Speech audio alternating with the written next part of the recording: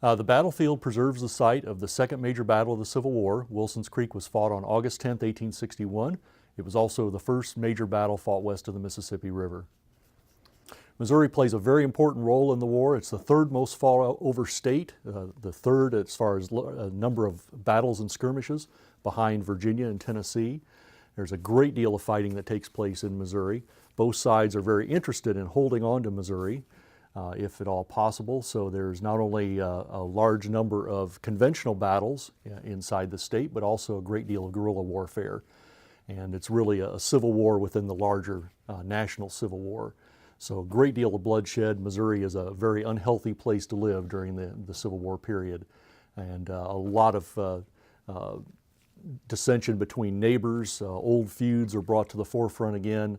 You have families that are divided and torn apart. So it's a very, very bitter and nasty Civil War here in Missouri. The library was established in the mid-1980s.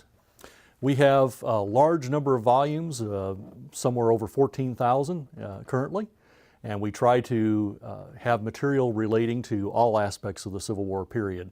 In fact, we really begin with the antebellum period, let's say the 1830s, and go through the Reconstruction period of the 1870s, and really try to cover all aspects of that period. Military campaigns, commanders, social aspects, biographies, and really just try to cover all of the bases, you might say, of that period. Well, we're going to have a look at a few items from both the library collection and the museum collection. The museum collection is limited to the Trans-Mississippi Theater of the War, or in other words, the war west of the Mississippi River. The library collection is quite a bit more broad, and it deals with all aspects of the war. But I've tried to select a few of the more rare and unusual items from both collections. And we can start with some soldier art.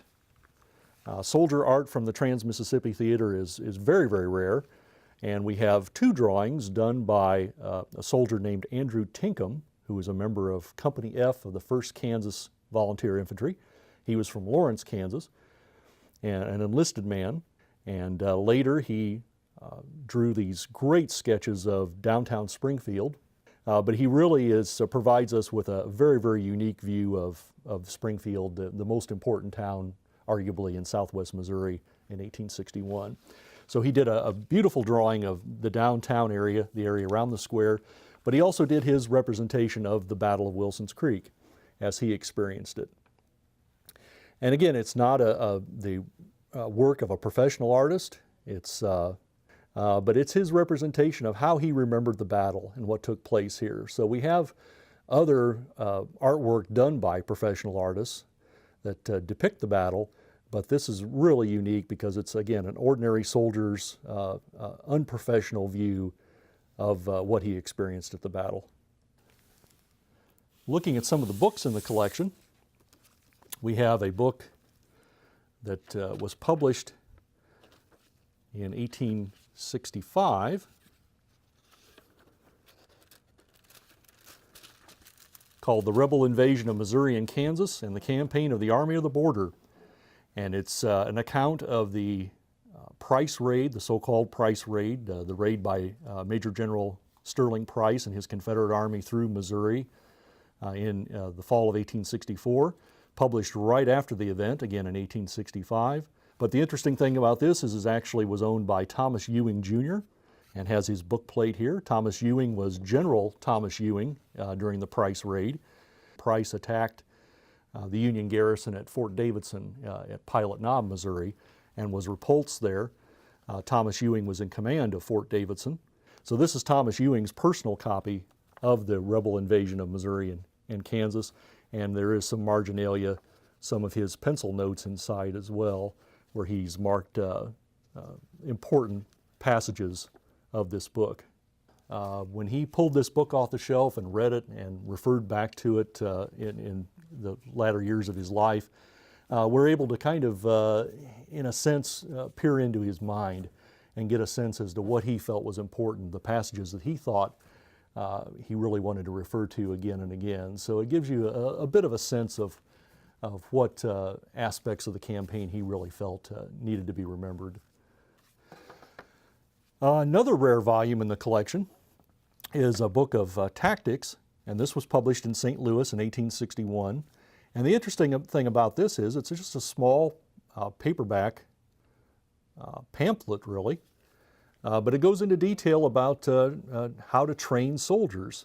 So this is a German translation of Hardee's light infantry tactics from the war, and it's written in German. The commands, or the descriptions, I should say, are written in German. The commands are given in English. Certainly far more of the Union Army is composed of new immigrants, new citizens, than the Confederate Army. There's far more immigration to the northern states before the war and during the war than to the southern states.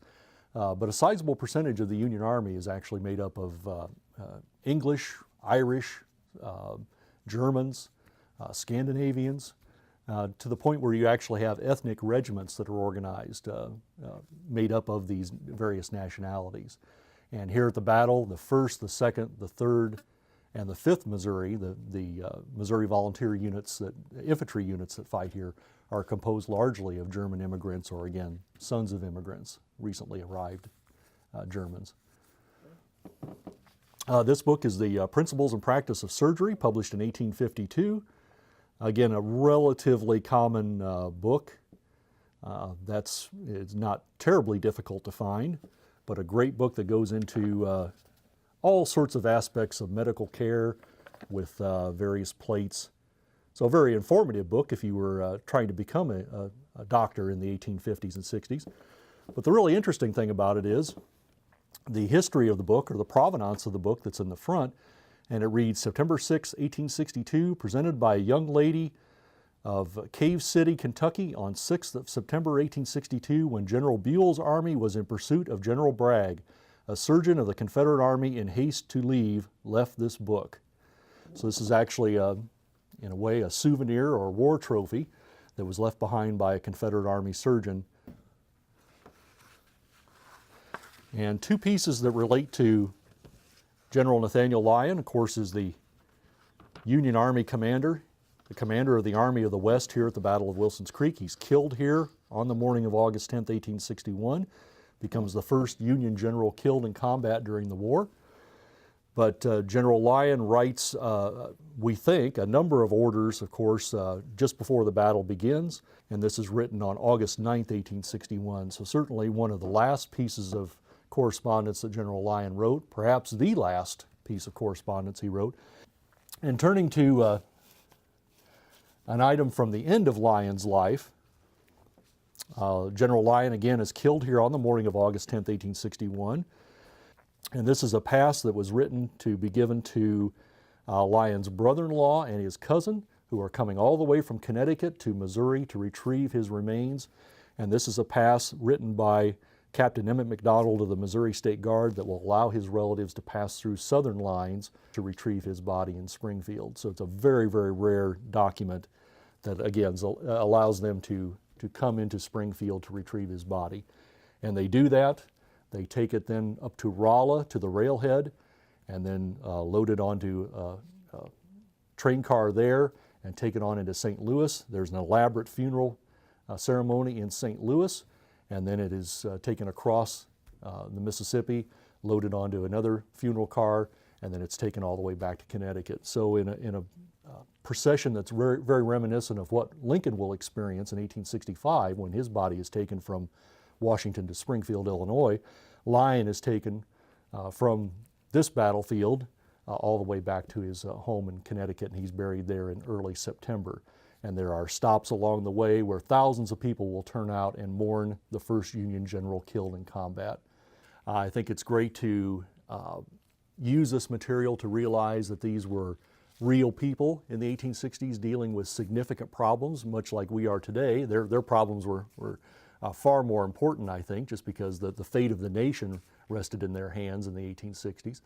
But it's important for people to come here and look at this information, read the letters and the diaries and the memoirs, and realize that these were real human beings. These were living people, and they were much like us. They grew up in a very, very different environment, but they still had the same feelings and hopes and aspirations that we have today.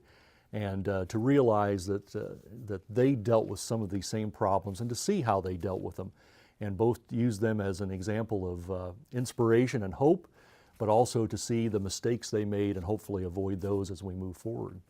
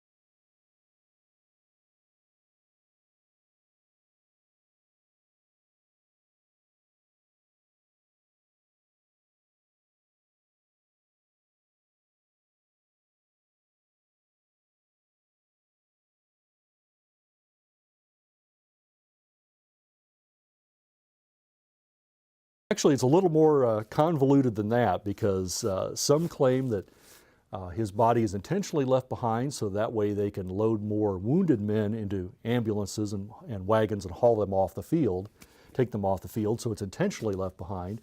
There are some that say that his body was removed to the rear of the Union battle line and his face was covered with the tails of his coat, so no one really recognized who he was, and he was accidentally left behind there.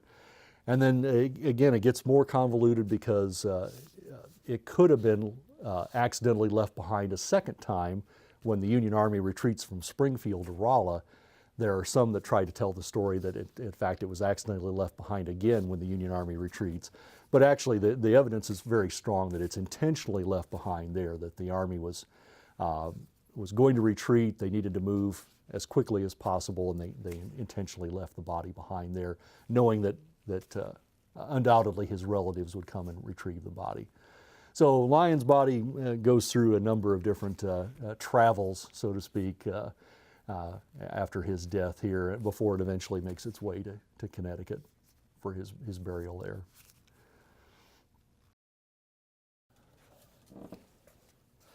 Another book is entitled The Iowa First, Letters from the War by Frank Wilkie. And again, a very, very rare volume. Frank Wilkie was a reporter for the Dubuque Herald in 1861, and he decided he would actually accompany the 1st Iowa Infantry on their campaign to Wilson's Creek, and compiled his dispatches later, his letters, back to the newspaper in an actual printed volume. And for instance, here's a letter from Keokuk, Iowa in May of 1861. And it's a wonderful resource for anyone doing research on the Battle of Wilson's Creek or the campaign of Wilson's Creek, because Wilkie was a very, very astute observer of events in Missouri in 1861 and really did a fantastic job of documenting the campaign. So again, a very, very difficult volume to locate, but Wilkie goes on then and works for a Chicago newspaper and really becomes one of the premier newspaper correspondents on the federal side during the war. That's important. Newspapers are prolific during this period. Large papers in major metropolitan cities, Chicago, New York, wherever you would like to talk about. All the major cities have multiple newspapers, but even incredibly small towns. The town I'm from in Indiana, that now has only about 4,000 people, it had a newspaper during the Civil War. So newspapers are a very, very effective way of sharing the news of the war with the local population, so everyone knows all the major campaigns and personalities and so forth, but also maintaining that connection with the local troops. So you can read about what your company, your hometown boys are doing in the war. And soldiers in general love to write letters to the newspaper that were then published. So you could read, and that allows us now to read about perhaps great-grandfather didn't write a letter to the newspaper, but hopefully someone in his company did, and reported back to the folks at home, this is what we're going through, this is what it was like to be in combat, this is where we marched, this is camp life, and really shares these intimate aspects of life in the military during that time, and those appear in these newspapers. So absolutely critical to, in addition to letters, to informing the public what's going on in the war. Along those lines, another gentleman is Eugene Fitch Ware. Eugene Fitch Ware. I knew I'd mess that up. Eugene Ware was a real Renaissance man. He was a politician, an author, a poet, a journalist, a newspaper editor, a soldier. Did many, many things in the course of his life, but one of the most important things he did was write 2 books about his experiences during the Civil War. One is called The Lyon Campaign in Missouri, being a history of the 1st Iowa Infantry. He publishes this in 1907, not long before his death. And Eugene Ware, much like Frank Wilkie, was a fantastic writer. And it's one of the most important sources we have on the Battle of Wilson's Creek, just because he used his diary as the basis for his memoir and was a very, very, again, astute observer of what was going on during this campaign. So Eugene Ware is not only a fascinating individual to study, but also was a fantastic author and really provides us some really interesting details of Army life and life with the civilian population in Missouri at that time, and of course details about the battle that we might not find elsewhere. Soldier, an enlisted man, he's from Burlington, Iowa, and he's a soldier in the 1st Iowa Infantry.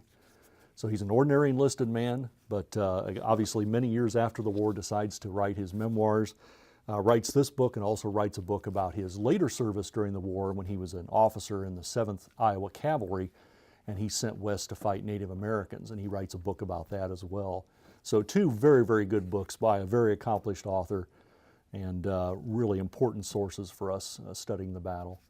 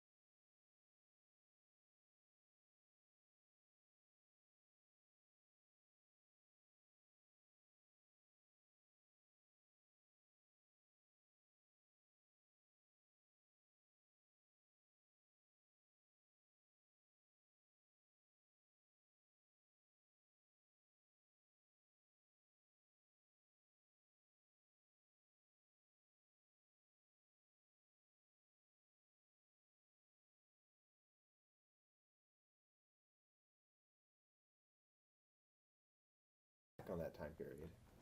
It's arguably the most important conflict in American history.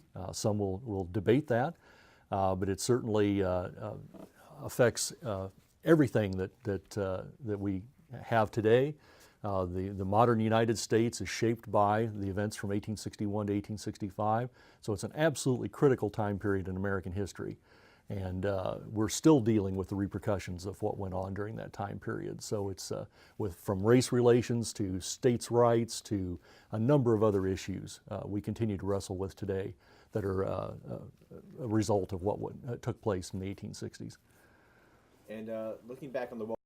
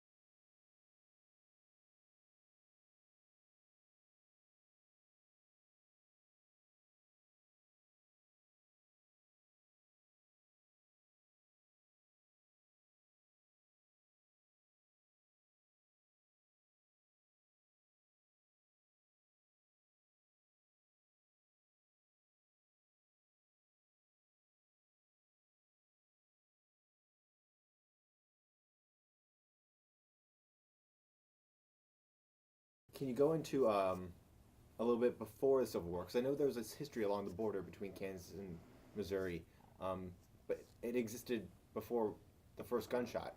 What was going on there? When you have the Bleeding Kansas period of the 1850s, when Kansas is going through the territorial period where they go through a number of different constitutions and trying to get Kansas admitted as a state. You have Missourians that are crossing the border trying to affect elections and interfere in what's going on there. You have raids by Kansans into Missouri to liberate slaves, for instance. So you have a great deal of dissension there in the 1850s. Before the first shot is fired at Fort Sumter, there's already very, very bitter feelings between Kansans and Missourians. And then obviously when the war begins, Kansas is a free state, recruits Union soldiers. Missouri is a divided state, recruits soldiers from both sides. There's going to be that a continuation of that dissension and that tension, and it's going to erupt in full-scale violence then when the war begins. So you have, again, a very, very bitter struggle going on across the Kansas-Missouri line through the entire war. And about the battle itself and the battlefield we're at, what's the story there?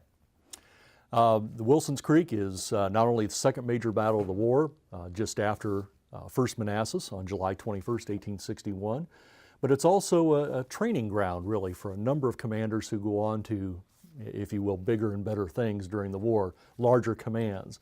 This is their first experience in major combat, so a number of men who go on to other theaters of the war and much larger battles really get their start here, their first combat experience here. So it's an important battle for a number of reasons, including that one.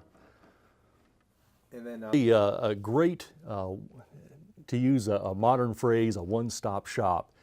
We have all this material gathered in one place. So rather than going to a number of different public libraries in their hometowns or in other states, visitors can come here and really find the information they're looking for.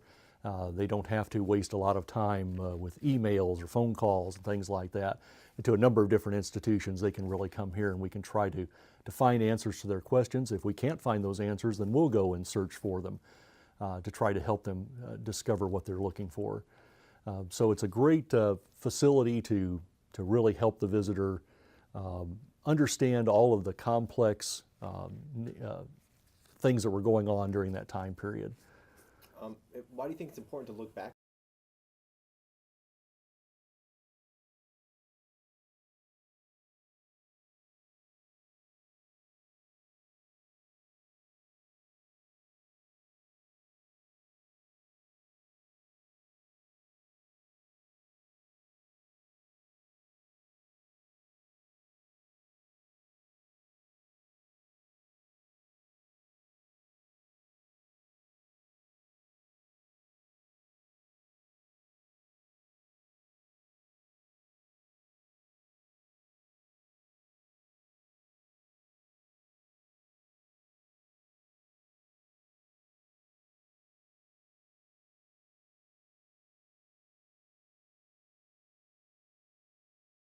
Both the knowledge here. Is there any lessons that can be learned that can be brought and adapted to some of the more modern,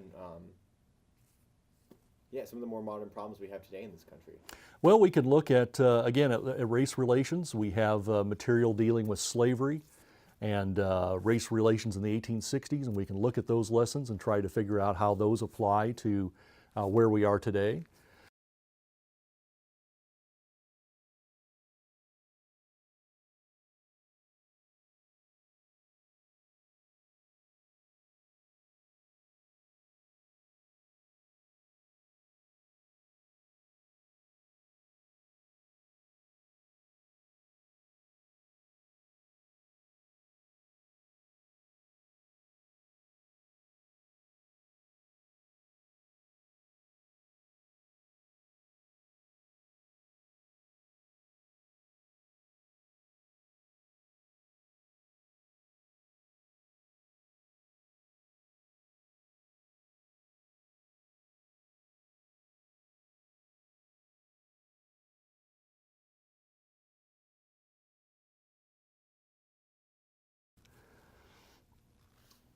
Is that it? I think that's it. Awesome. Real quick, can I have you move a little bit to this way? Move me? Yes. Okay. A little bit back, a couple inches back, a little bit more. I moved around quite a bit. Sorry. I hope that's not. That's fine. I just want to get, I just want to make sure I got you just giving a general summary of the battle here. Who were the parties involved? What was the outcome? I just want to make sure I got that. Okay. The Union Army is led here by General Nathaniel Lyon, Brigadier General Nathaniel Lyon. He's actually killed here on the morning of August 10th, 1861, in the middle of the battle. The Confederate forces, or more properly the Southern forces, because this is really a coalition army made up of Confederate forces, Missouri State Guard forces, and Arkansas State troops that come together for the purposes of this campaign to form a Southern army rather than a Confederate army as you would think of at Chancellorsville or Shiloh or Gettysburg. So they are led overall by General Benjamin McCulloch. So those are the two major commanders who are pitted against each other here on August 10th, 1861. The battle begins about 5 o'clock in the morning. It's done by about noon when the Union Army withdraws off the field. Casualties are very, very heavy, not in terms of pure numbers, but in terms of the percentages of the men of the armies that are lost. The Southern Army loses about 12% of its strength here in killed, wounded, captured, or missing, and the Federal Army loses about 25% of its strength, and again in killed, wounded, captured, or missing. This battle is important because it's not only the scene of the death of the first Union general killed in combat during the Civil War, Nathaniel Lyon, but it also serves as really a wake-up call, you might say, to the Lincoln administration, that if the Union forces are going to advance down the Mississippi, they need to secure Missouri. They need to secure this flank. You can't have Confederate forces or pro-Southern forces roaming about Missouri, creating all sorts of havoc. Something needs to be done to secure this state before that advance down the Mississippi can take place. So it's going to lead to more federal activity and ultimately to a battle at Pea Ridge, Arkansas in March of 1862 when the Confederates are decisively defeated And that's going to eliminate any major threat to Missouri until General Sterling Price comes back into the state in 1864.